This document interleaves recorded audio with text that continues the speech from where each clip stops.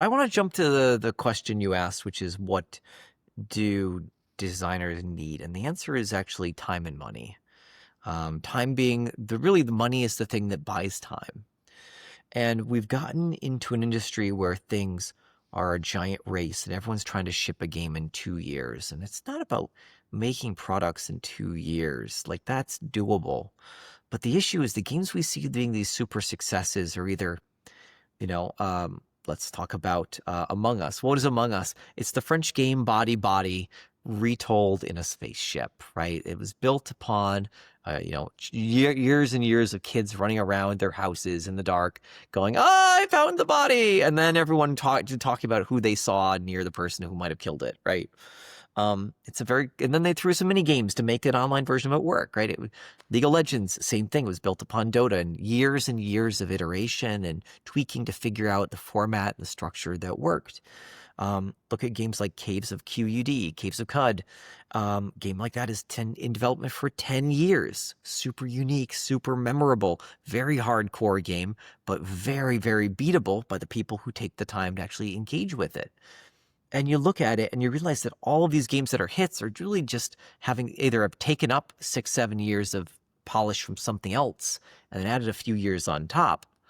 Um, you know, those are the ones that succeed. But we have all these studios that puts together a team after 2 years that didn't hit market viability in their first run, and you're just like, games aren't actually built in 2 years. They're 5 years, they're 6 years, or 7 years to make something that actually has all of the crud removed from it, such that then it can be built up, improved, presented, scaled, right? Dark Souls was an iteration on top of Demon Souls, which was a little rough. Demon Souls was built upon some of the things they learned from Knight's Field, something like that. I forgot the exact name. And people seem to have forgotten this, is that games are generational and all of these breakout hits aren't breakout hits. They're not a magical Okay, Balatro, I think, is a great example, right? We look at Balatro like, wow, this is crazy and simple, and this guy did it in 3-4 years, whatever. But that's building upon the fact that he had already been doing card games and variations on rules on deck building and things like that with his friends for 3-4-5 years before that. It was just picking one of them and putting all the crazy rules onto these Joker cards. And sure, yes, you can look at it and say, this could totally be built now. But it wasn't built now. It wasn't built in a day. These things are built over half a decade. WoW was in development for 10 years before it hit its stride. I think it was, half that Real was in development when it came out. And it was really rough, but it was actually, a few years after launch that it actually hit its, got figured out what it wanted to be and was like polished and quality and had all of these things that lived. And even then it was built on top of EverQuest, which had a decade before that, right? And then before that, there was Ultima Online. And then the developers of Ultima Online and players of EverQuest came together and they were working together as the core team with, by the way, the unsung hero of World of Warcraft is a guy named Eric Dodds. This is the mastermind behind World of Warcraft, behind Hearthstone. Ben Brodes, I love him to death, and he's doing great with Snap. But like, Eric Dodds is one of those guys that didn't have any limelight. He just worked quietly behind the scenes, but he was good at capturing all of these distinctive values and saying what needed to be done and brought together.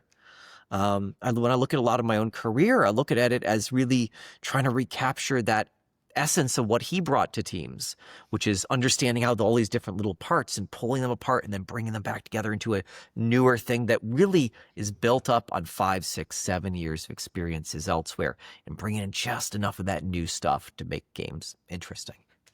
I don't know. So games take time, man, and design takes time. What do you think about the statement? And I mean, Jobs has said this when he first went to Xerox and he took the user interface from to apply it to the operating system for Macintosh. Good artist copy, great artist steal. Oh yeah, well, people love that. That's an incomplete statement, though, right? Everyone loves. Let me see if I can find. Yeah. Let me see if I can find the full. What is it? Good copy, great steal, full quote. Oh gosh. I'm trying to remember what the original quote was. There's more to it than that, right? It was Pablo Picasso. I'm also looking at it as well. but I Okay. can't Yeah, that find. sounds right. Okay. And what he really meant was that um, uh, the good artists, they just look at it, they just take the surface elements. They just kind of like, okay, cool, right? They kind of like take they copy and they kind of just take it. The people who steal deeply dig into it to understand the fundamentals Yeah. of what it was that came together for that, so that then they could make it their own, right? You're not just seeing a drawing and like, oh, there's a game that's a battle royale. I'm gonna go make a battle royale. They're like, no, what is it that made battle royale successful? It's time pressure, it's high community, it's funneling people into a big dramatic moment. And if you lose, you just get into the next game, right? Low stakes, high rewards for the longer you go in that session. Those are the deep values, and those can work. I don't know how Night Rain's doing, but then Night Rain is like, okay, I'm going to try to keep that sort of like same sense of being controlled and channeled into locations, the high pressure of being, in this space and not having control of your own destiny, right? That's trying to like take the real underlying lesson and reapply it. So, But I do of think there's a pressure to be original, though. Like people course. looking into the industry and not understanding that World of Warcraft, League of Legends, these are games that took immensely from the games that came before. Hmm. World of Warcraft kind of took the EverQuest model and Ultima Online, and they're like, okay, how can we improve these systems and make them more accessible? Even though at the time, if we look back on it now, it is not as accessible as we think because gamers have changed. But and same thing with League of Legends, where it was so much based on Defense of the Ancients and the work that Sure. IceFrog did. And even so, a lot of the Yeah. champions are taken from those archetypes. Look at Marvel Rivals today with Overwatch. Like they kind of Sure. just took, and Overwatch even borrowed from their predecessor. So what does Sure. it mean for a designer looking in and being like, how what if they're putting so much pressure on themselves to be original? Like maybe that's not part of the game. It's like you got to take stuff that works and then, like you say, Yeah. ingest it, make it The yours, but stick to the guns. Yeah, the issue is, how can you make something original if you cannot deliver on the fundamentals? Did you ever do martial arts, right? Yes, You know, karate. they tell you all the time, learn your fundamentals. Learn how to do a punch, learn to stand right, learn to breathe right. Why are these things essential? Because once you've internalized them, the rest of the stuff is flourish and tweaks, right? And I see this all the time. I have a design class I'm teaching right now. And I'm teaching the most useful stuff right at the front. They don't even realize it, right? That's okay. I've gotten used to this as a teacher, is that I can't teach them the fancy thing up front because they tear the fancy thing like this is what I have to do, then they leave. Yeah. You have to like, no, you need to learn your fundamentals. You need to understand that the way that people emotionally connect with it. Can you break a product down? Can you really understand what's happening behind the scenes? Do you understand why it's happening behind the scenes? Can you communicate that? Because that's the fundamental thing that will teach you how to learn and how to adjust your game as you're exposed to new and newer content, right? And once you have that and you understand the intent behind it, once you understand the goals, the very first thing I teach them, the most powerful in the class, and that's three things.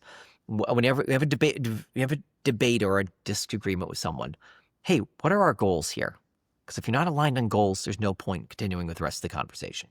Next, values. How important is this various elements of our goals to us? Is consistency really important? Is novelty really important? Whatever, right? And then finally, execution. What are the detailed things we're going to do? Goals, values, execution. You get that sorted out with most people, and the questions in design answer themselves. Okay. I can tell you that, but will you apply that? Will you consistently remember that? No, I have to put these kids, well, we're adults, a lot of the professional designers in this class actually, and basically have them sort out and sit down, and they have an argument and they go nowhere. I'm like, all right, what are your goals? What's important to each person? Then talk about what actions align you behind those goals and those values. And then they're like, oh, well, clearly this decision is the one that works the best out of the options we've considered. I'm like, congratulations, right? And it doesn't matter that you can explain it in 5 minutes if people don't utilize it, right? Whereas something more advanced like, combinatorial systems for creating gameplay at scale. That's what I actually want to teach them. That's the actual lesson I want, but I can't get there if they first can't sit down and say, this is the goal of the content that I'm building. This is what the interactions that I'm chasing. This is the stuff that's important to me. This is what I want to achieve. Okay. There are many routes to achieving that. Now, once you know the goal, you can work backwards through different strategies that might get you there, as opposed to saying, oh, put in an elemental system, do super effective. Great, congratulations, you're done. That worked for Pokemon because Pokemon was a game of memorization and delight and whimsy and story with a deeper layered systemic, like mathy thing for the competitive folks. And I don't even think that if the designers of Pokemon knew how far it was going to go, would have even built, they would have spent more time on PvP and interactive abilities. And you see a bit of a blend there over time. But that's okay. It wasn't necessary for what they needed to do. It was what they needed immediately in what's in front of them. That doesn't mean other games need to come out and just do super effective and expect that they're going to have the success of Pokemon, right? But you understand what they were going for. Hey, my choice of team matters. Hey, my choice of abilities, my choice of ability sequencing matters. Once you understand that those are the things that Pokemon actually won on, you can find modern ways of expressing those and you look at it. And you realize real quick that League of Legends characters are just Pokemon. What abilities do I use? What order do I use them in? Can I change the order up? And what situations can I get into that I apply them? Like, congratulations, there's your secret. League of Legends is Pokemon.